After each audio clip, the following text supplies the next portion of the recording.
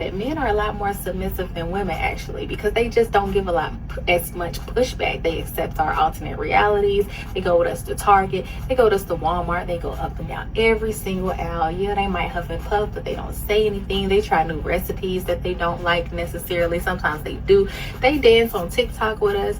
They you know what I'm saying, they're just a little, they don't give as much pushback as we do. They take our new definitions. They go through our eras. They like all these different hairstyles, and I mean, when you think about it, but I don't know why it's a trigger word, because it seems like it's a trigger word to the group of people who don't even do it. You're so lucky to be single and have no kids. You're living the life, but I got something to show you.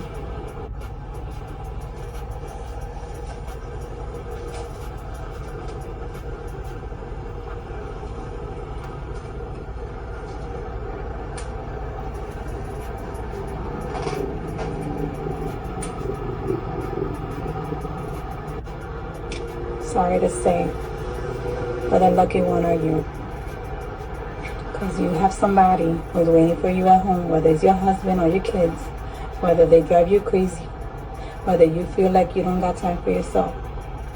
Believe me, the lucky one is you. At least you could eat on the table full of people who loves you.